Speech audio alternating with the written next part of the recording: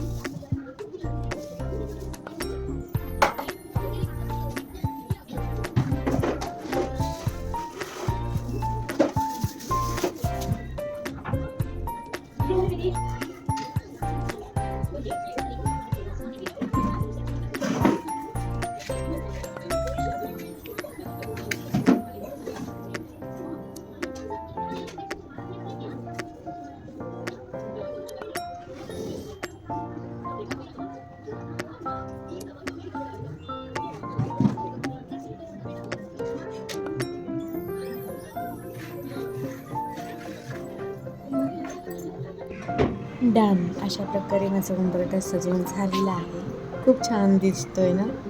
चला आता किचनमध्ये जाऊया. ऑलरेडी खूप उशीर झाला होता.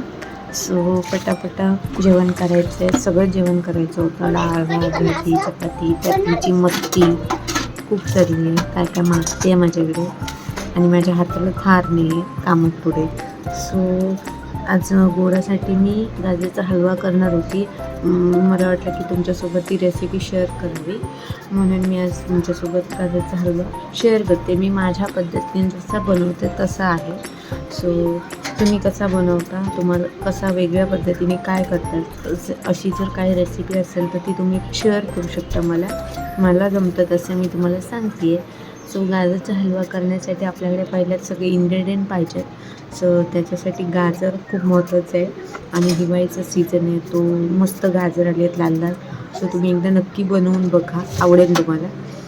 आणि त्याच्यानंतर गाजर, नंतर साखर, खवा, तुमच्याकडे असलेली ड्रायफ्रूट्स, तूप, वेलची आणि दूध.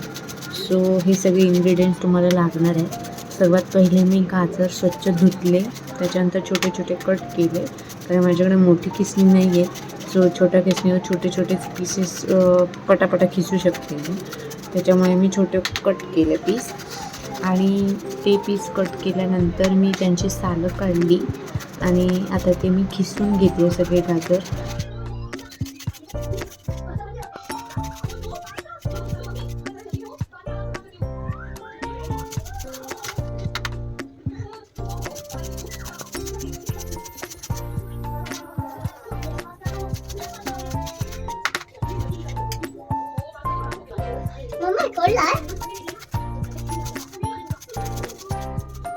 अजून करायचं आहे अजून खाऊन बघ.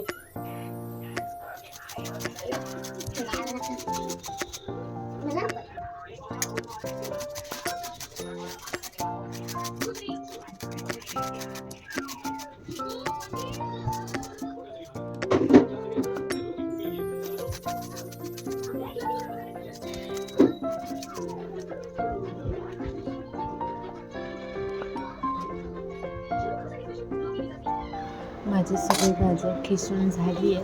आता मी कढई गरम करत ठेवली होती, सो त्यात मी तूप टाकते आहे. जरासं तूप गरम होऊ दे.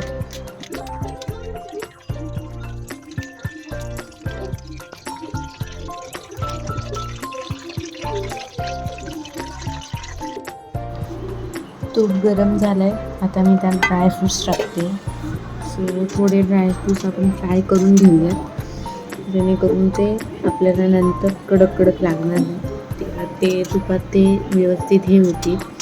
सो थोडेसे लाल करायचे. आता मी त्याच्यात गाजर ॲड करते, खिसलेलं गाजर, आपण जे खिसून ठेवलं होतं ते गाजर ॲड करते मी.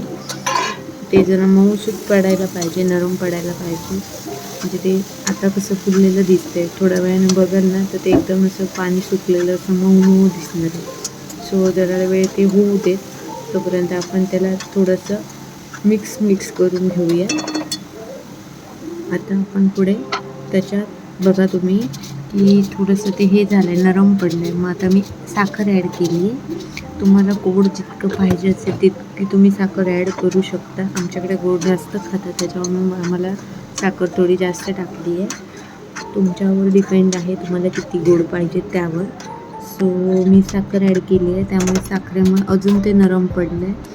आता त्याच्यात मी खवा ॲड करते आहे. खवाचे तुकडे केलेत मी, छोटे छोटेसे पीस करून टाकले, सो ते पटकन हे होतील, वितळतील.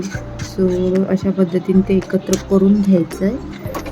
ते एकत्र केल्यावर ते बघा तुम्ही बघू शकता की थोडं थोडं ते नरम पडलं. मी चमच्याने जर प्रेस केलं ना तर ते विरघळते. सो ते अशा पद्धतीने ते पूर्ण मिक्स होणार आणि मग ते नरम पडणार. आणि तुमचा तो जो काय बोलतात हलवा तो असा एक्झॉस्ट करून घेणार ते सगळं, आणि मग घट्ट होणार थोड्या वेळाने. तुम्ही कंटिन्यू बघा. अशा पद्धतीने आता ते थोडंसं हे झालं आहे, मेल्ट झालं आहे. आता मी त्याच्यात दूध ॲड करते. बघू शकता दुधातली साय पण त्याच्यातच पडली आहे. सो आता हे थोडा वेळ मी शिजू देणार आहे, चांगलं मऊ गार होईपर्यंत. मग त्याला टेस्ट चांगली येणार. तोपर्यंत मी एका साईडला पीठ मळून ठेवलं होतं. सो मला चपात्या पण करायच्या होत्या. सो चपात्यांची मी तयारी केली होती ऑलरेडी. तर आता ते पटापटा लाटून घेते आणि पटापटा भाजून घेते, म्हणजे पुढच्या कामाला मी ओके होईल. कारण मी तुम्हाला स्टार्टिंगलाच बोलली होती की मला ऑलरेडी खूप उशीर झाले. आता जवळजवळ 12:30 वाजले आणि 1 वाजता ऋषिकेचे पप्पा येतात जेवायला, 1:15पर्यंत. तर व्हायला पाहिजे लवकर, सगळं आवडून झालं पाहिजे. सो आता मी चपात्या पटकन करून घेते. एका बाजूला माझं लक्ष हलव्याकडे पण आहे, सो त्यालाकडे पण बघितलं पाहिजे, नाही तर ते तिकडे चिकटून जाईल, करपून जाईल. सो मी ते पण मध्ये मध्ये बघते त्याच्याकडे. चला. चपात्या करून घेते पटकन, म्हणजे पुढच्या कामांना मी मोकळी होणार.